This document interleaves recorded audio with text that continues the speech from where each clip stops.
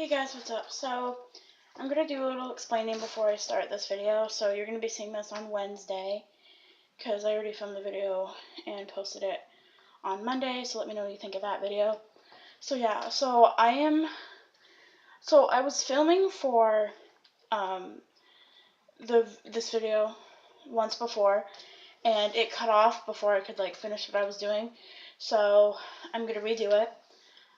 This year, I really want to focus on just being honest.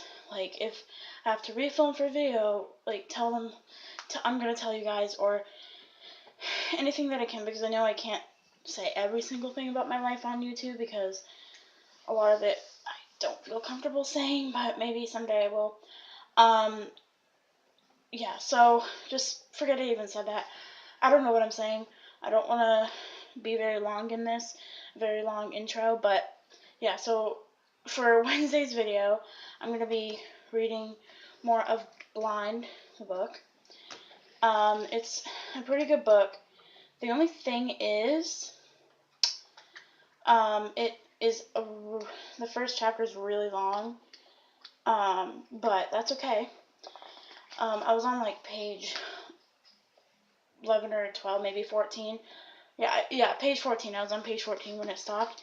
So it's not like I was on page 50 or something more than that. So yeah, I'm just gonna read this first chapter for the second part, maybe a little of the second chapter.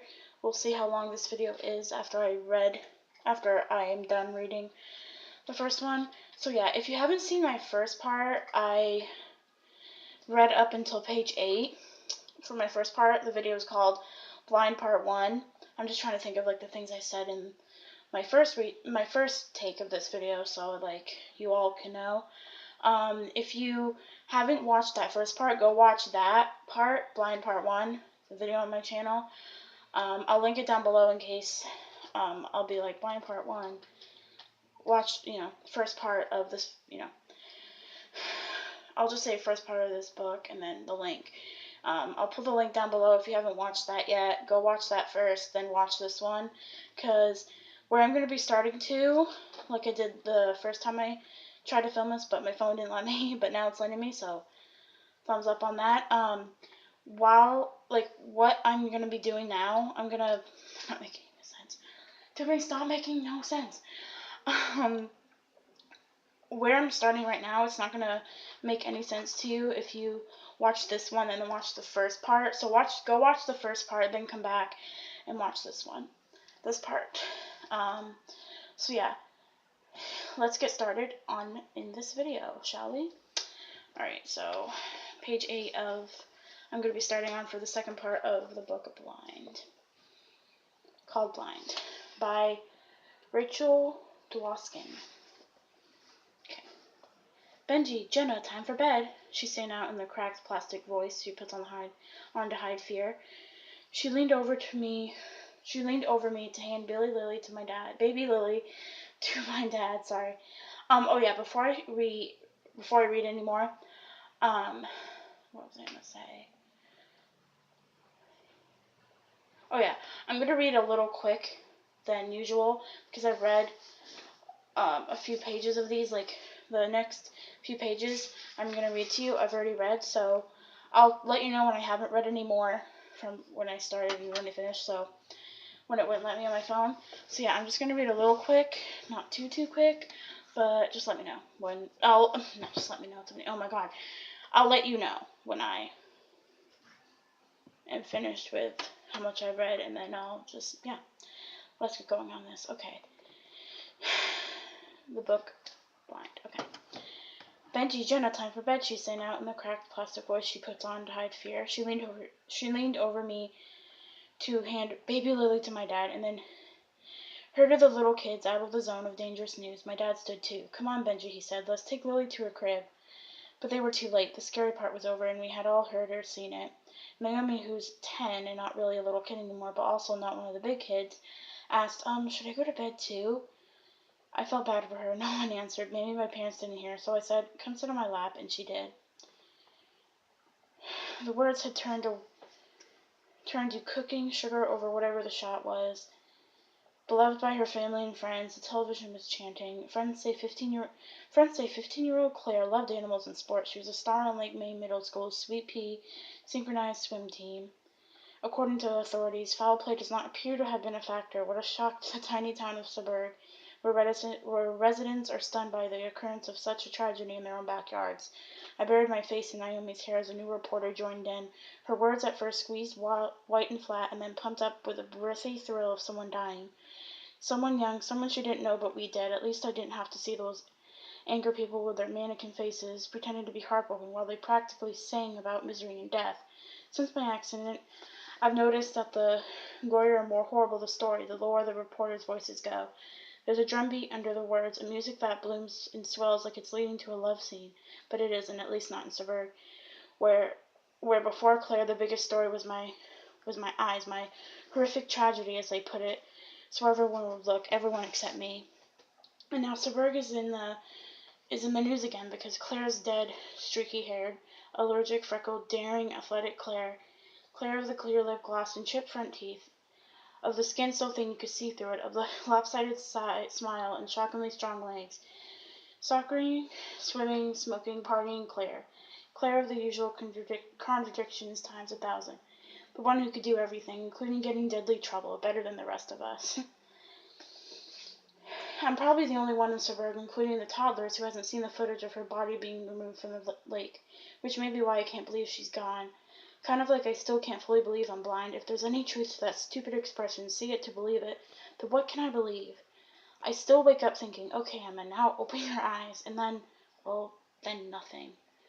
I can practice the facts of my accident, just like I can repeat what I know about Claire. She drowned and washed up, but in neither case do the facts really help, maybe because facts aren't exactly facts. They're just names someone puts on what happened, and then we all repeat them straight into the encyclopedia. What actually happened to Claire,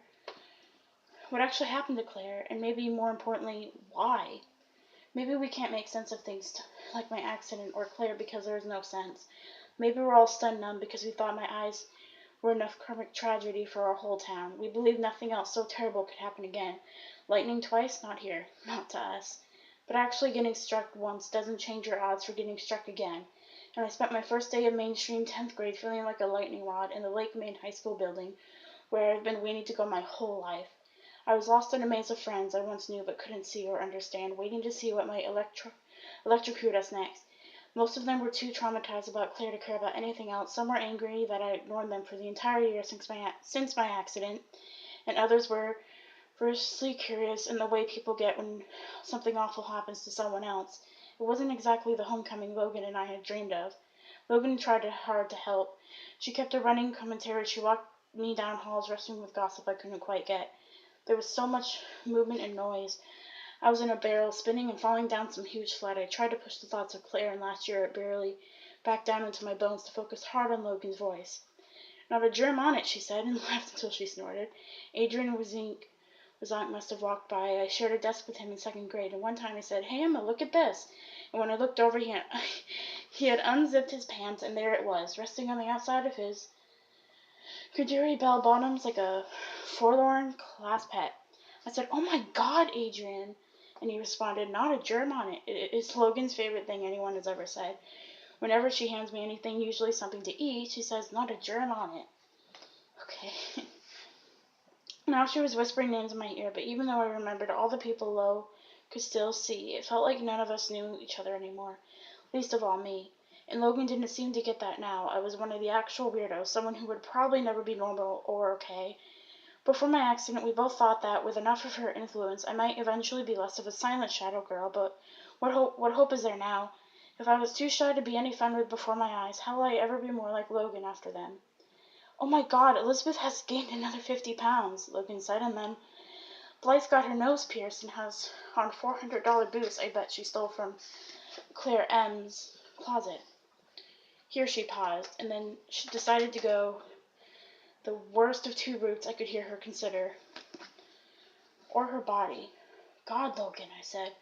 I reached down to feel my outfit, the usual striped hoodie, long-sleeve V-neck, t-shirt, and jean skirt. I had on blue Converse with tennis socks and pink hat-shaped sunglasses with jewels in their corners from Logan. She likes to accessorize, which means she is always hanging scarves and necklaces and glittering things off us so we sound like wind chimes. I love this about her. She's festive and likes to decorate things, including me. Even though she has no money, she has bought me 11 pairs of sunglasses since my accident, including the athletic ones with a band to hold them on. At first, she was big into encouraging me to take my glasses off whenever I was ready, but I don't want to. I'll never want to, and I can't even stand to talk about it, and she's figured that out, so we haven't mentioned it in months. Kind of like how we've stopped saying the words driver's ed, license, and car. As we walked, I tried to lead Spark, who Lake Maine let me bring, maybe because they don't know he's not a real guide dog, or they don't care, or probably they just figured it wasn't worth arguing, since my parents fight so endlessly over everything that everyone else has to give in just to avoid dying of sorry, tripping up my words. Dying of exhaustion. Lake Maine already knows that because my parents love the separation of church and state, and famously made Lake Maine take down all the Christmas decorations and remove Away in a Manger from the rooster of the annual holiday concert roster of the annual. All day, I kept checking the parts of my body, making sure they hadn't disappeared just because I couldn't see them. I counted my fingers. I felt my knees, ankles, and elbows. I had to work not to rock back and forth or tuck my head down, habits I started when I first got out of the hospital last year at the Bearley School for the Blind. The king of my 9th grade universe, a boy named Sebastian, used to come up and hold my shoulders whenever I rocked. His hands were so confident they felt kind of rough, and he smelled like leather jackets and tangerines. Okay to rock out with me, Emma Sasha Silver, Sebastian told me, but you can't do it with sighted people or they'll think you're a freak. Please don't call me Emma Sasha Silver, I said. Just Emma, and I kept rocking. But every time I wanted to rock at Lake Maine, I remembered Sebastian telling me it would make me look like a monster and stop myself. Because unlike Bearley, Lake Maine was throbbing with people who could see me, everyone I'd been to nursery school with, and school plays with, eating cookies and jello and macaroni with my entire life. I didn't want them to think I was a freak, and knowing them wasn't the relief I thought it would be. Not just because I stayed blind, but because they had all changed too. Logan held my hand and pulled me along, whispering about where classrooms were, the new Lime library. Someone barfed green paint on the walls. You're lucky you can't see it. Electronic doors to the gym. Don't trip on that backpack, Em. We were on our way to the coffee to check in with Principal Cates, which meant reassuring her that Spark and I had gotten to school without dying, and that Logan would get Spark and me to my locker, English, art, and the lunchroom without us getting trampled, lost, or devoured by rubberneckers. Okay. At the end of the day, Logan was to deliver me to Leah, who would take me home. Leah was my walk home, my finish line. She was like, "Can I see lemon drink at the edge of a desert I still had to cross?" Leah was hours away. The office smelled like the core of school earth. And an even more intense version of the hallway's sloppy Joe meat and hot Urex copies, beanie, Windex, sneakers, molding books. There was no laundry smell. There were no kitchens. I guess kids at Lake Maine don't have to learn life skills, or they get to learn them privately at home. The office, unbelievably, was noisier than the hall had been, and I couldn't make any sense of the sounds until Principal Kate's voice came both over the PA system and into my ears directly. Because we were standing next to her, her words doubled in my head. Welcome back to Lake Maine middle, and high school. I inched away from the door, thinking I might be able to avoid the echo if I could hear only the PA and not also Principal Kate's live voice, I thought. Focus in, Emma, focus in. Logan followed me. Where are you going? I didn't answer. I tried to instead to tune into individual words. We are thrilled to have you here this year. Please rise for the Pledge of Allegiance. I felt the thunder of chairs being pushed back, bodies standing, hands clasping, and then more words, a chorus, vibrating under my bones and above me, the whole school shaking in unison with liberty and justice for all. At the end, I thought, as I often do, okay, now I'll just open my eyes, and I can't tell anyone that this still happens, because how stupid is it to keep getting re-surprised by what should be obvious now. After more than a year, I haven't even told my therapist, Dr. Sassman. She would just say it hasn't been long at all, and I've made amazing progress and blah blah yada yada.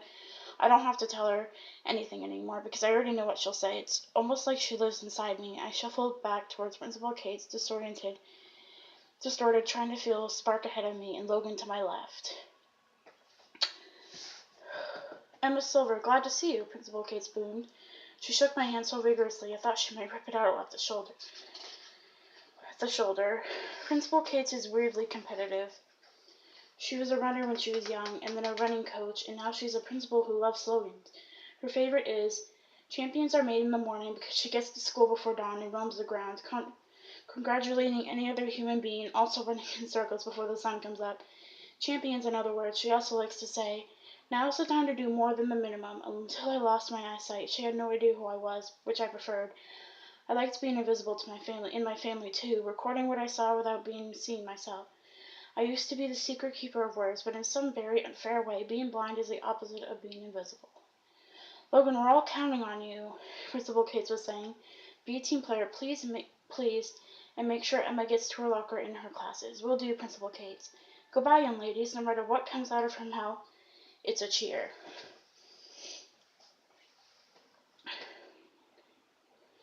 And we were free, as if she were programmed to do it.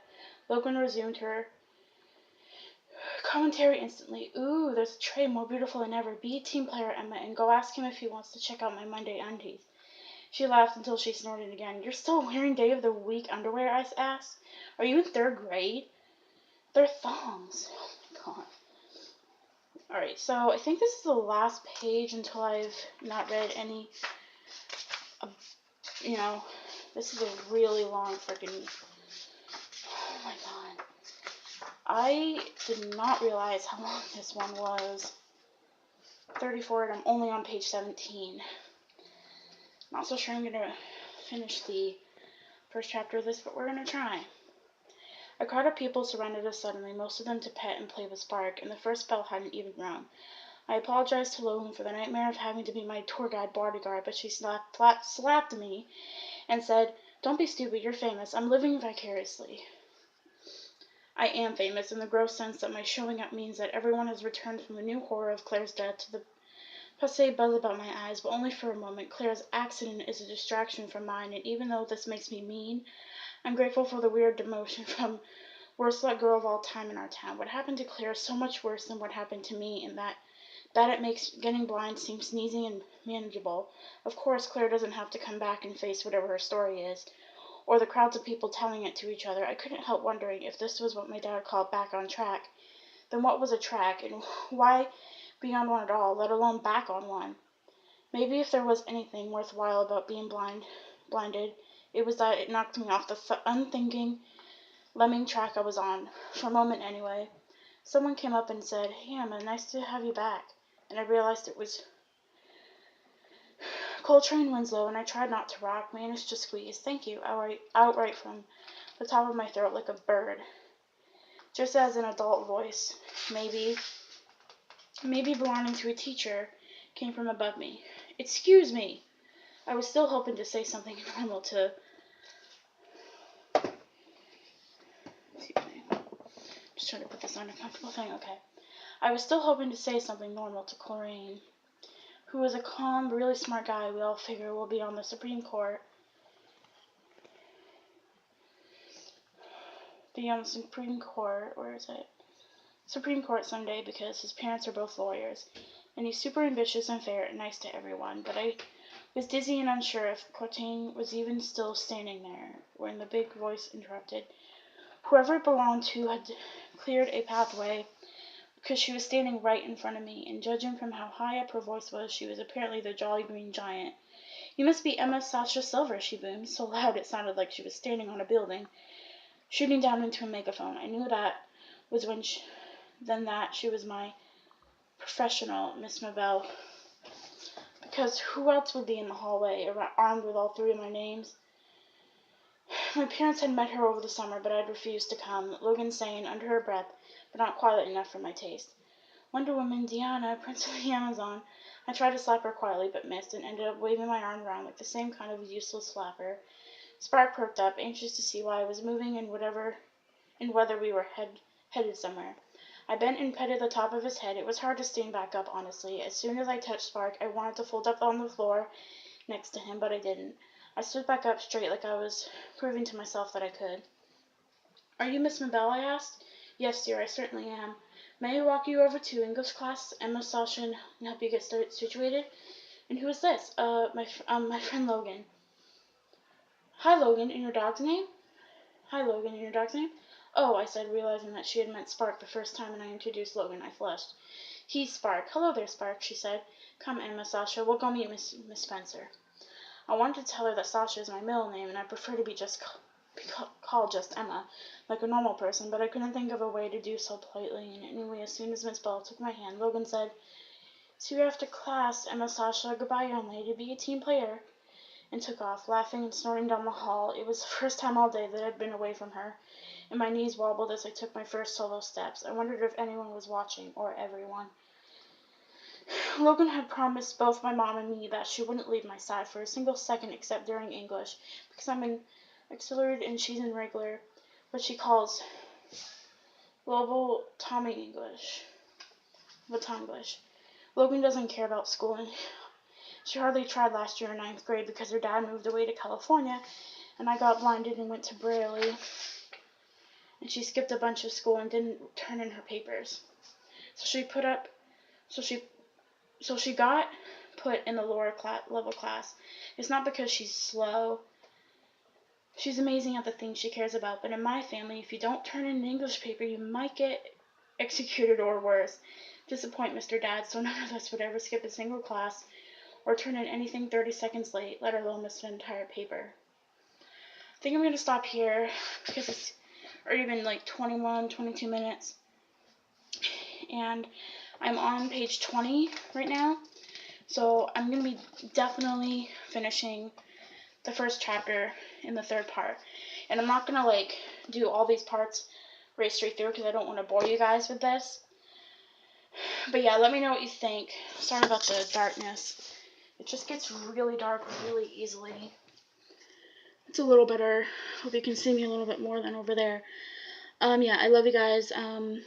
If you like these kinds of videos, like I said in the first part, just let me know, and I will do more of these.